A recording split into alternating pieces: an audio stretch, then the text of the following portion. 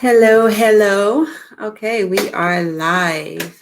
We are live. I am going to wait for a few minutes for everyone to join us today.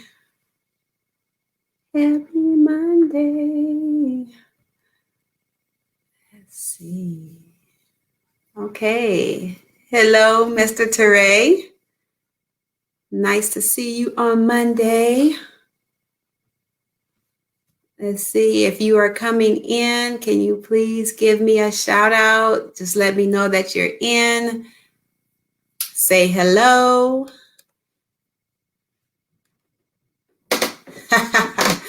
Hi, Monique and Shimmy.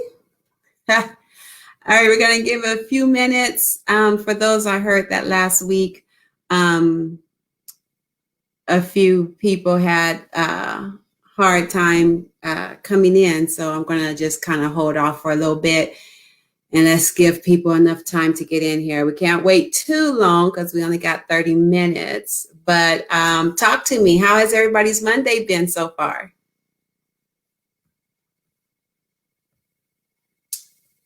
Let's see. Yeah, I know I'm going to put my glasses on. Hey, Majay. Yeah, my daughter's in the house. It's her first time. Let's see.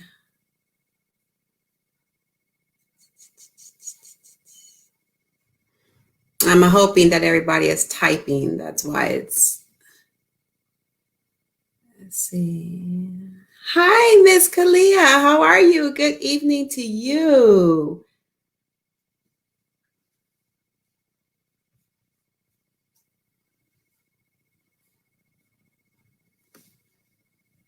Good. You said your Monday's been pretty good. Mine has too. Busy. Supposed to be my off day. I'm closed for the week, getting ready for Christmas, but still up super early. My body doesn't know that it's on break. So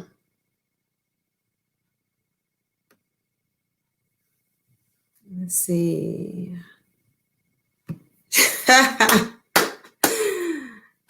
Hello, Miss Keitel. Let's see.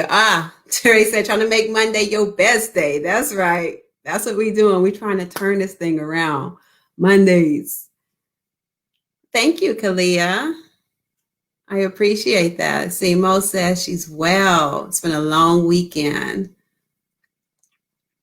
But an awesome week ahead. That's how you got to look at it. Absolutely. Absolutely. We'll just give it 2 more minutes. We'll say 5 minutes for those who are on that CP time. No offense to my brothers and sisters. Let's see here. All right, make sure I got all my stuff ready. Everybody ready for Christmas? I know it's been like, how do you shop when you're trying to stay safe from the COVID, but at the same time, trying to make sure your packages get here on time? Is everybody done?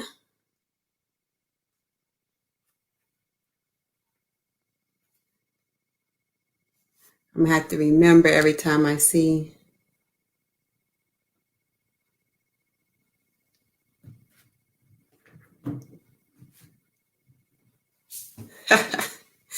All right, so we got like a little reunion going on. Shimmy reaching out to everybody. I know, Shimmy, it seems like since everybody's kind of been quarantined, we haven't got to see anybody.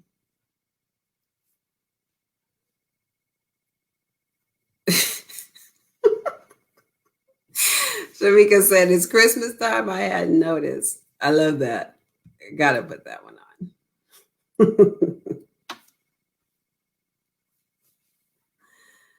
Hey, Miss Frikita, we waited for you, ma'am.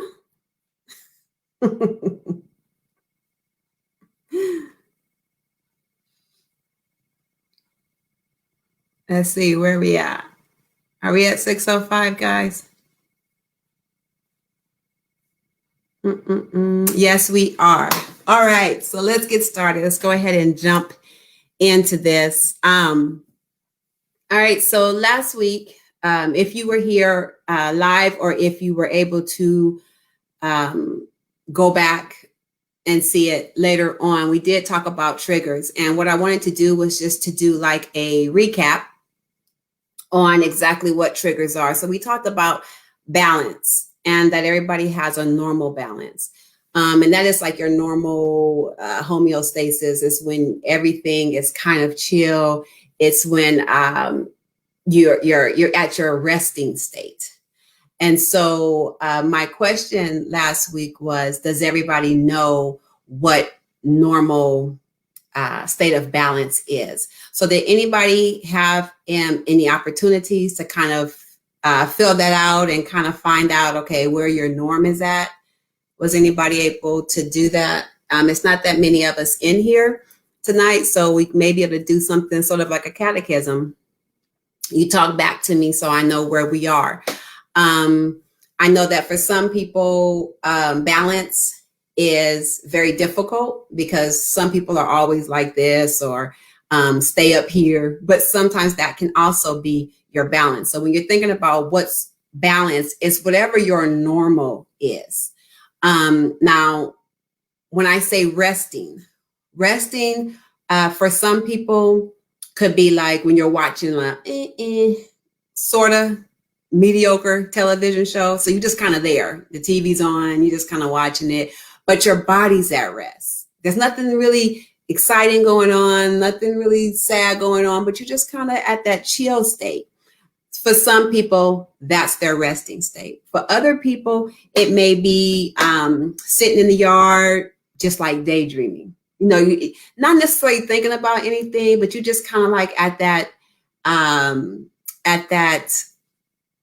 kind of, it's when you're chill. It's like your moment.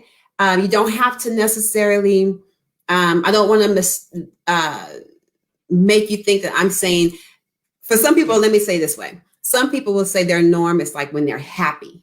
And actually, that's not like your norm. Unless you're just always happy, that's your norm, then yes, you can have that.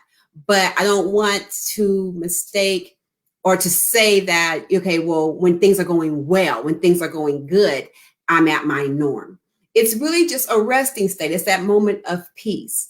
Let me see. Shamika said she doesn't know. Okay, she doesn't have a norm. Okay, so I would want to know why you think you don't have a norm. Unless you are, like I said, if you're like this, even in this, that's your norm.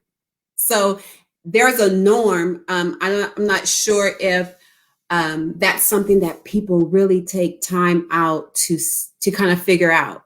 I think we're more triggered or more alarmed or put at an alert when we're high or when we're low. So when we're extremely happy, it's like, yeah, but if we're extremely low, those are some things that kind of stand out to us. But a norm, a lot of us don't really pay attention to that. So I'm not challenging your statement at all, Shamika. What I would say is possibly take some time to really think about that. Like, what is your norm? Is your norm like this? If so, that's your norm. If your norm is very low all the time, if anyone has ever met my husband, he's a very chillax. I mean, like, that's his norm. Where some people can mistake it for being something else, that's just his norm.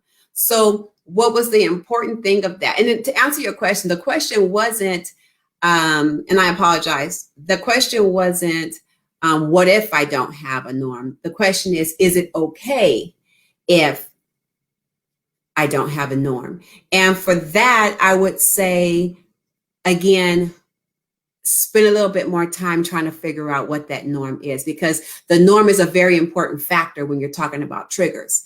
Because when you're looking at triggers, you have to know when this has become like this, or if it's gone like this, or if it's down here too long, if it's up here too long. Those are those signs or those measurements our body's way of saying danger, Will Robinson, danger, Will Robinson, something's wrong, something's wrong. So I wouldn't rather, it's not that it's okay or not okay, but it would be more beneficial if we were able to identify our norms. Okay. So, again, it's not too late to kind of spend some time on that, trying to find out what that looks like. Okay. Now, another thing about that is that when you are looking at your norms, what is your resting state, when you're at peace, it kind of gives you a kind of thermostat, an internal thermostat, where you can say, okay, something is definitely wrong. It's kind of, imagine yourself sitting inside your living room. You're sitting there and then all of a sudden, everybody else seems normal, right? Now you guys gotta follow this, okay? Because I saw it in my head. I don't know how it's gonna be when I say it out loud, but just flow. Okay, so you're sitting in your living room, right? Everybody's around, everybody's watching TV, and then all of a sudden you be like, anybody else hot? And nobody else in the house is hot. And I don't go there with that doggone menopause stuff. I'm talking about just a normal chilling, watching TV, and then all of a sudden you get hot. Your body's hot. Nobody else in the house is hot. That is what I'm talking about. Your resting state just got interrupted. For whatever reason, your normal state is no longer normal. You're either here or all of a sudden you got cold. You're the only one in there with a blanket. You're the only one in there with a sweater on. So that's what I mean when I say that normal resting place. Okay. It's important. It's important because the worst thing you want is to be the last one to figure out you're out of pocket. By that time, it's too late. You're already a meme. You went viral. And so we don't want that. We want us to be able to notice when we're spiking or when we're going too low. So that's very important. Let me see what we're saying here. Okay. Let's see. I have a question. How do you know when high or low is extreme? Okay. Okay. So the important thing, and I'm answering this question in this way because my main goal is to help us not to get extreme, not to get that high, and not to get that low. So going back to that state of balance, that normal state, as you start climbing, as you start coming out of that normalcy where you're spiking, which means I think last week we used the analogy of when someone has upset you or triggered you and you start getting warm on the inside. And your body, some of us may be twitching, we start fidgeting in our seat, someone says something and all of a sudden what you mean by that? That whole body language, that everything starts to say, okay, something has gone wrong. Now, if you are at an extreme where you already, hearing sirens and everything and everybody got their phone out and you see the flashing, the lights that you being recorded, you went live, you already up there. You didn't already went extreme. So the key is to stay here and notice the steady climb. Notice the fluctuation. Notice that, okay, I'm not here anymore. I'm, maybe you're watching a movie and it made you a little sad, but now you're a little bit more sad than you should with this movie. Or now you kind of sinking into this dark place and now you get out, you just gone. That's when okay, I'm in an extreme, I'm in an extreme low.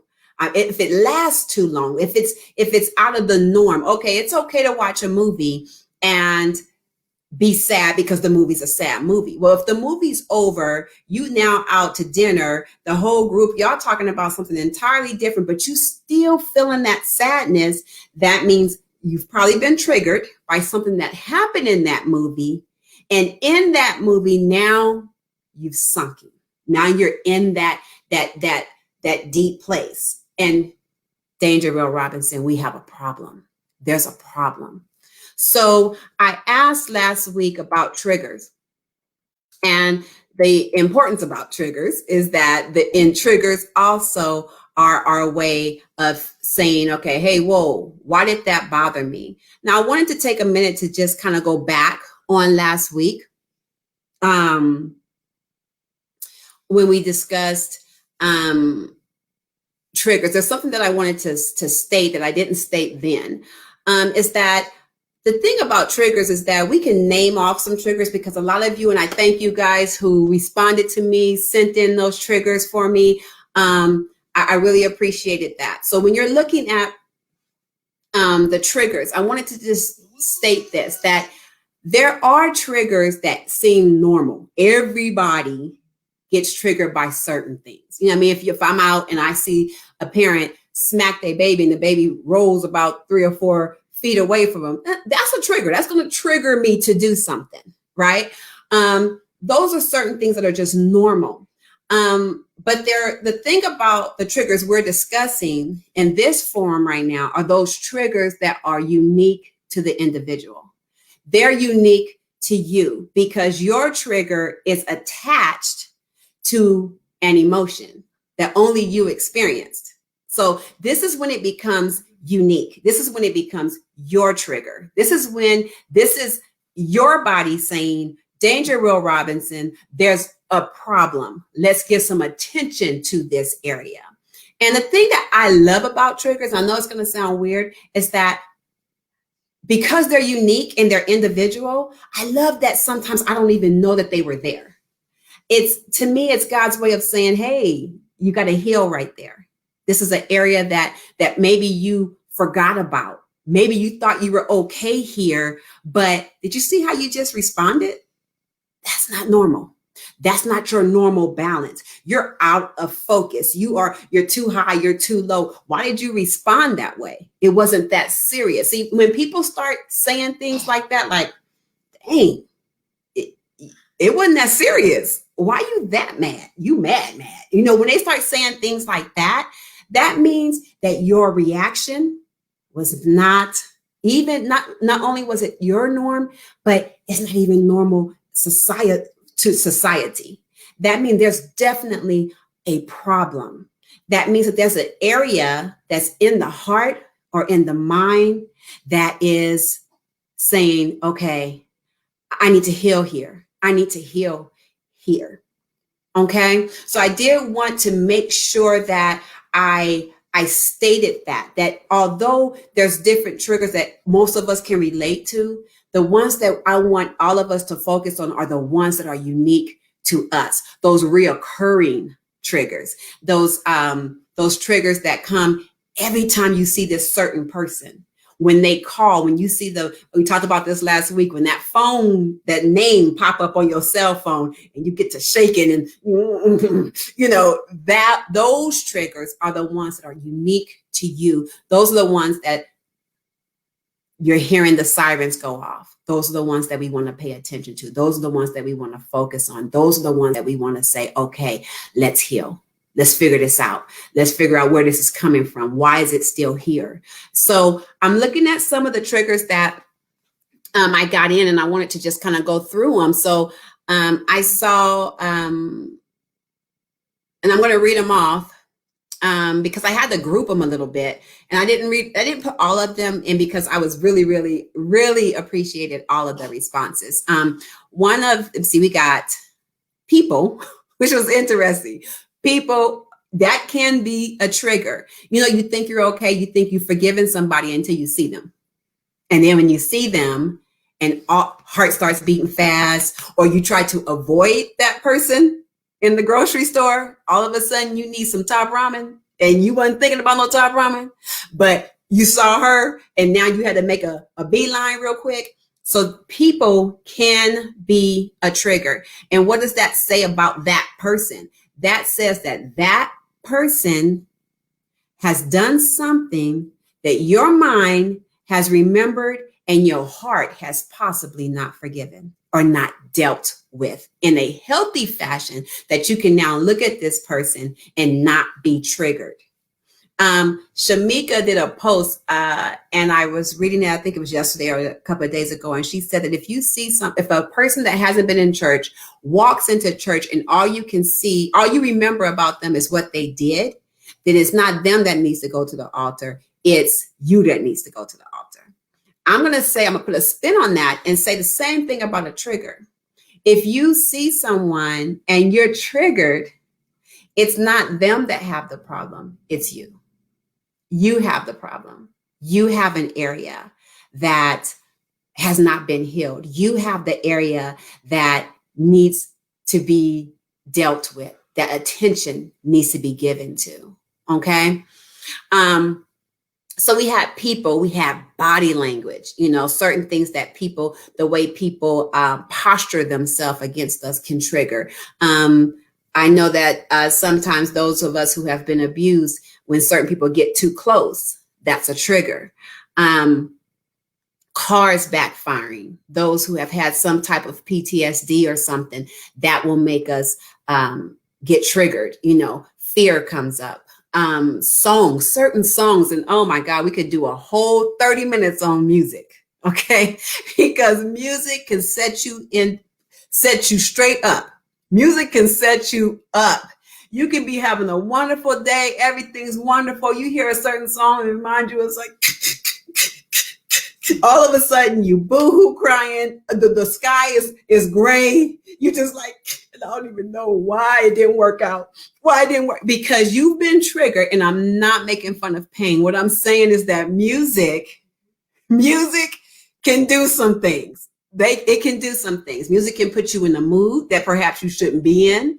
Music can, it just depends on what the song is. Okay. So we have music, songs, we had smells of certain foods. I can definitely see that, how certain smells can make someone remember their mom or their grandmother, or remember certain colognes, certain, those smells, voice inflections. This is a good one. Voice inflections, because looking at y'all funny, music make you lose control. Okay. Anywho, so we're looking at voice inflections. Y'all better stop. Voice inflections. That's a good one, because that's also a common one. Raising your voice when you're talking to someone's talking to you and their voice kind of hits that crescendo. You're like, that ain't gonna work for me.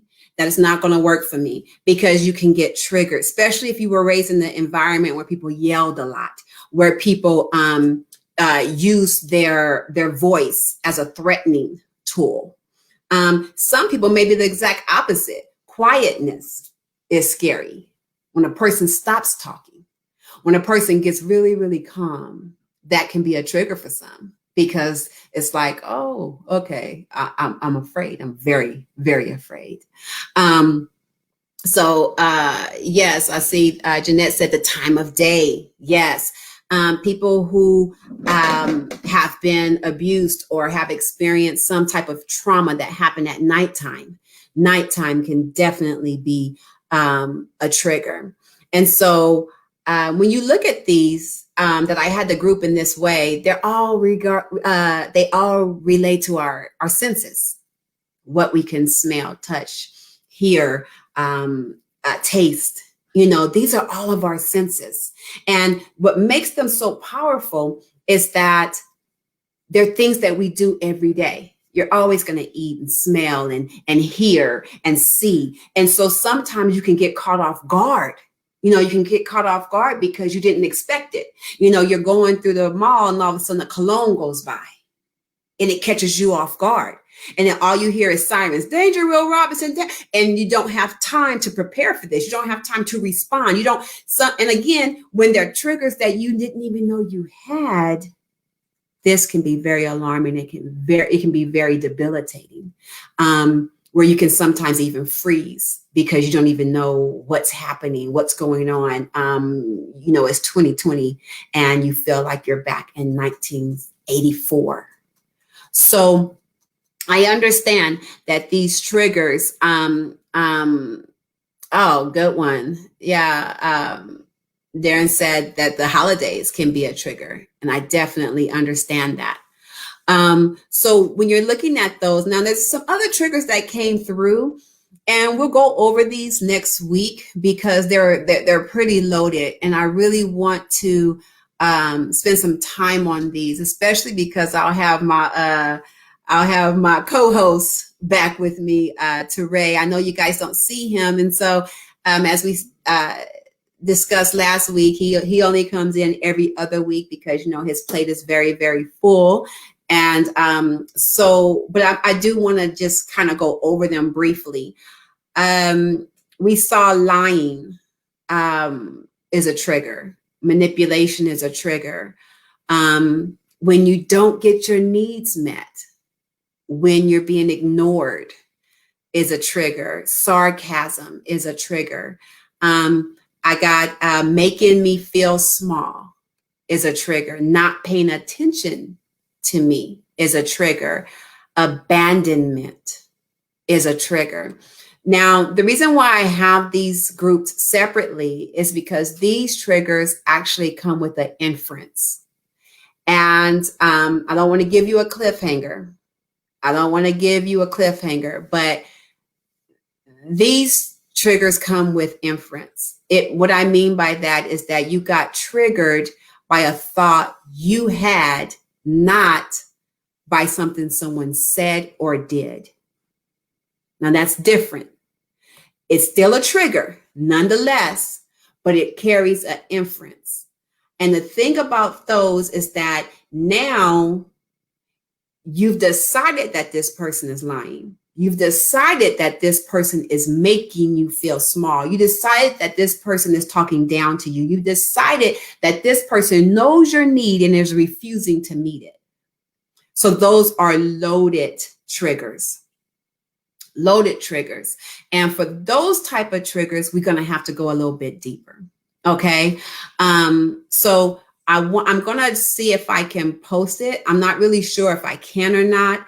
I'll have to get with Mr. Teray and see if we can get this list posted. And I would love for you guys to continue to send in these triggers, because next week we're going to go into what really happens when we become triggered. What really is going on? There's something that's going on in our brain. Okay. And I discussed it briefly last week, that it is when you become triggered, you actually go back to the original moment that trigger was assigned. So something happened in our life and that trigger is assigned to that moment. Okay. They go together. So when we're in 2020 and everything is going well and we're out shopping, and then all of a sudden we get a smell that triggers us, it takes us all the way back to whenever that trigger was assigned to that moment. Okay.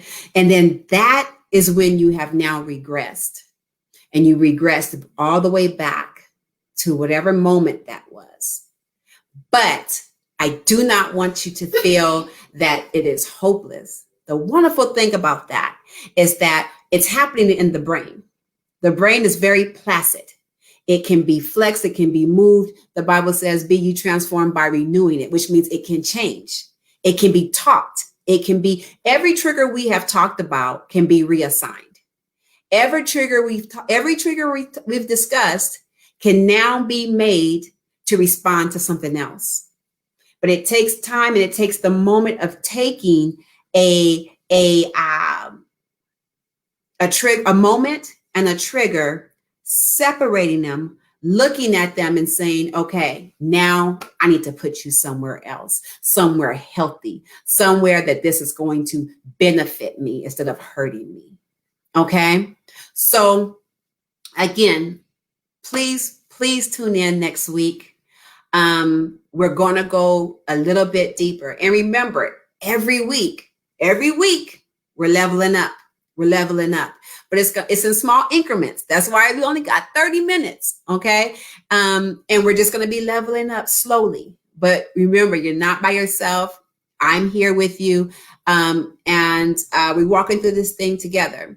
Again, I do want to give you the information to my website, which is omaralee.com. You can always go on there. I have a 30-minute free consultation before even getting my services. If you just want to call and say, hey, can we get a consultation? See if it's something that, I can kind of discuss with you. Maybe we can go into more depth about it. I'm more than willing to do that. I understand that these 30 minutes is not a lot of time to really go into depth, and that every case is an individual case. But I try to give you little nuggets. I try to give you a little bit, and we're going through this journey together. And I do know that some people are out there that's really experiencing some real pain, some real discomfort. And my goal is always to reduce suffering. Okay. So please make sure that you are liking the videos, make sure that you are sharing the videos, make sure that you may have to go back and look at this video again and again and again to kind of start getting to understand yourself a little bit more, try to understand those triggers that you are experiencing. I also have my Cash App if you want to just shoot me any kind of donation saying, hey, this helped me, this blessed me. As you know, these are always free. I am here to just help my brothers and sisters. These are lessons that I've learned myself through my own journey. So please, come back next week. I just learned today that you can actually save my flyers or something like that, but just set it to remind you that every Monday we're going to be right here, 6 o'clock from 6 to 6:30. And again, thank you so much. I love you guys so much. My job is just to do what I can to get us all free, to get us all healthy, to get us all well. All right. I love you. I'll see everybody next Monday. Okay. All right. Bye-bye. Oh, let me see. I think I got a little bit. Let me see. Okay, let me correct that Cash App real quick if you're still in. And let me see. You are so welcome. I love you as well, Shamika. Let me see. I'm just going to look through here since we are actually done. I want to make sure that I give. Thank you. Hey, Aunt Karen, how you doing? See you next Monday. Thank you, Mo. I love you so much. I love you so much. You guys, make sure you guys go over to Woman to Women. My girl Mo is in here. She does a Woman to Women Zoom on Thursdays at 6:30, from 6:30 to 7. It's another 30-minute powwow. I'm always in there, and it's great. It really is. You guys will really, really be blessed. My cousin Robert. What? Oh my gosh, guys, I have not seen my cousin Robert in so many years. Hey, cuzzo. Thank you so much, Kalia. Thank you. I'm so glad it was helpful. Thank you, guys. Let me see. Mo said, awesome 30 minutes, and every minute is a closer step to realizing your limits, triggers, and etc. Awesome, what I'm talking about. That's the way to look at it. That's the way. Thank you, Darla. Hey, sis. All right. And Janice, Miss Janice, I've heard so many good things about you. Thank you so much. I know you are up late. You're in a different time zone, but thank you so much, ma'am. Okay, I think I was, Eugenia. Let me see. I didn't even see that one. Yeah. Okay. We're definitely going to talk about that one. Come back next week. We're definitely going to talk about that trigger. Even being bumped into, any kind of touch can be a trigger, even if on accident. Wow. All right. Majay says that it's helping her to recognize her own triggers. Excellent. Excellent. I love it. I love it. Hey, Marley Marl. That's my big little brother right there. Awesome. Thank you guys so much once again. I will be back next week. Please tell somebody if this has blessed you at all. please tell somebody. And I'll be here. If you here, I'm here. If you ain't here, I'm here. But I'll see you guys next week. And that's it. I'm out.